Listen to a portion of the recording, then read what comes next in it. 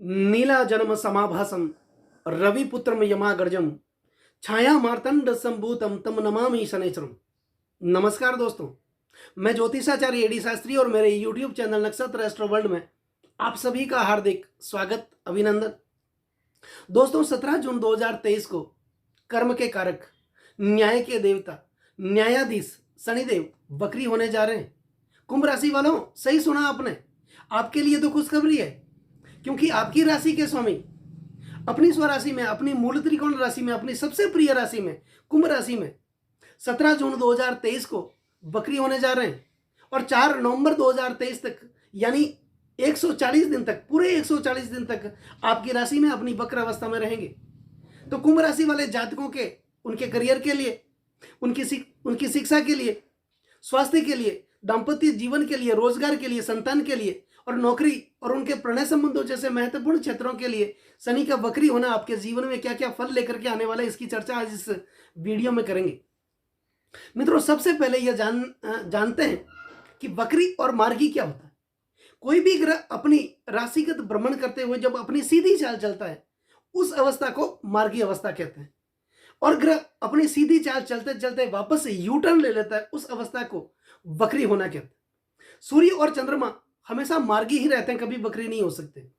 और राहु और केतु दो ऐसे ग्रह हैं जो हमेशा वक्री ही रहते हैं, मार्गी नहीं हो सकते।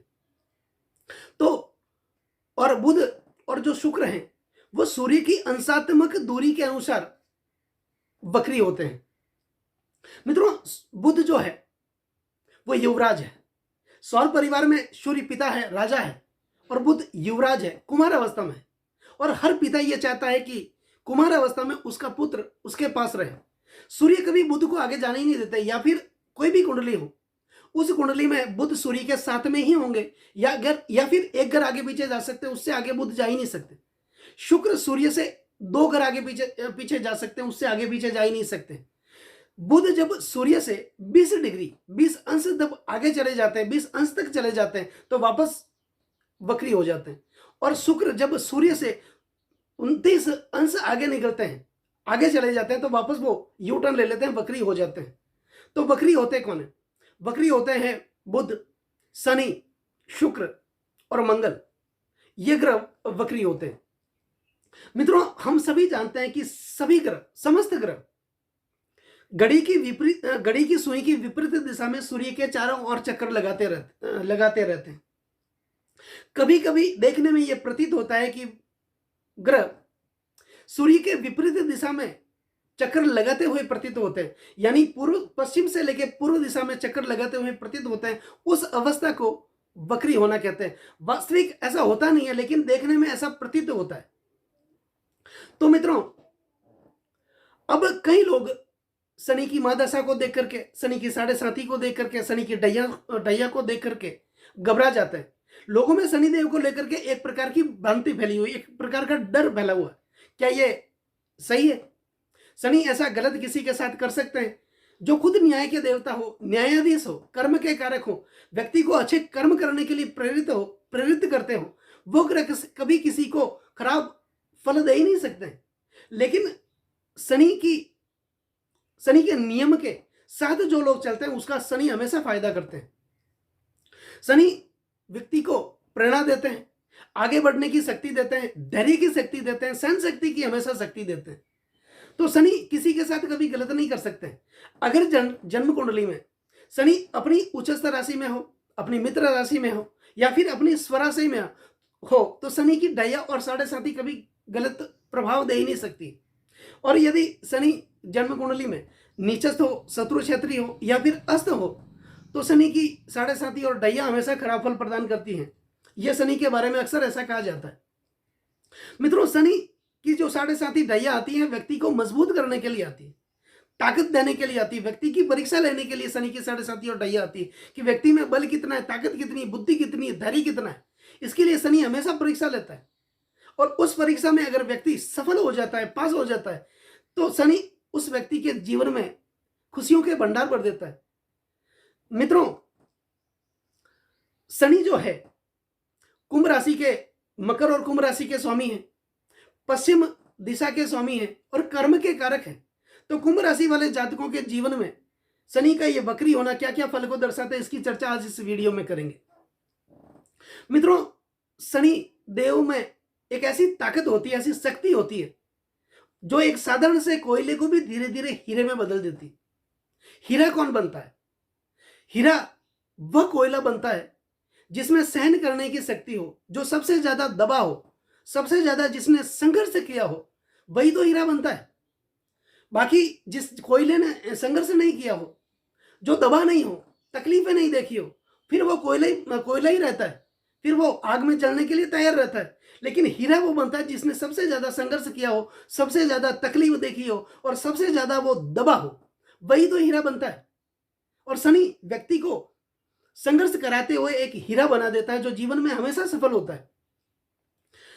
सूर्यवंशम पिक्चर में आपने कुछ डायलॉग सुने होंगे कि जो जमीन, जो खेत हल के चलने से घबरा जाए वो कभी फसल पैदा नहीं कर सकते। जो पत्थर छेनी और हथौड़े की मार से डर जाए वो पत्थर कभी मूर्त नहीं बन सकता। और सोना अगर आग के तपने से डर जाए वो कभी चमक पैदा नहीं कर सकता। तो शनि की महादशा, शनि की साढ़े साथी, शनि की डैया आती इसलिए है व्यक्ति को मजबूत करने के लिए। तो शनि के बारे में एक प्रकार की लोगों में भ्रांति फैली हुई है, डर फैला हुआ है कि शनि हमेशा किसी के साथ गलती करते हैं। वास्तव में ऐसा शनि कभी नहीं करते हैं। तो शनि का जो वक्री होना, ये कुंभ राशि वाले जातकों के जीवन में क्या क्या परिवर्तन लेकर के आने वाला है। सबसे पहले कुंभ राशि वाले जातकों के लिए शनि लग्न भाव में विराजमान है और लग्न भाव में ही वक्री होने जा रहे हैं।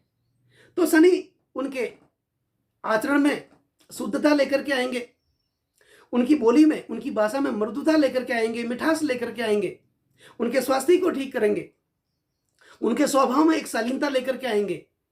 पुराना रुका हुआ धन, किसी को उधार दे दिया और पैसा आपका वापस से नहीं आ रहा है, तो शनि जब वक्री होंगे तो इन 140 दिनों में वो रुका हुआ धन आपके पास वापस आने लगेगा।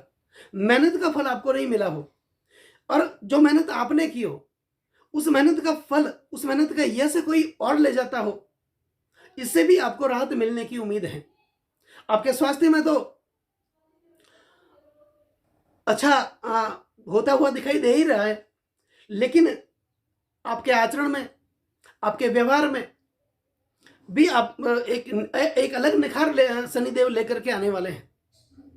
मित्रों, जब लग्न भाव में शनि विराजमान होंगे तो शनि की तीसरी दृष्टि होगी आपके पराक्रम भाव पर। तो आपके पराक्रम में शनिदेव वृद्धि करेंगे, आपके साहस में वृद्धि करेंगे, छोटे भाई बहनों के साथ आपका व्यवहार अच्छा होगा, उनका आर्थिक सहयोग आपको मिलेगा। और यदि इस बीच आप मीडिया के क्षेत्र से जुड़े हैं, लेखन के क्षेत्र से जुड़े हैं, या फिर इंटरनेट के क्षेत्र से जुड़े हैं, या फिर यूट्यूब पे, फेसबुक पे आप कोई काम करते हैं, तो उसमें भी आपको सफलता मिलेगी।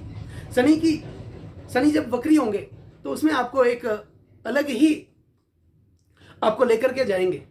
भाई बहनों के साथ आपका अच्छा होगा।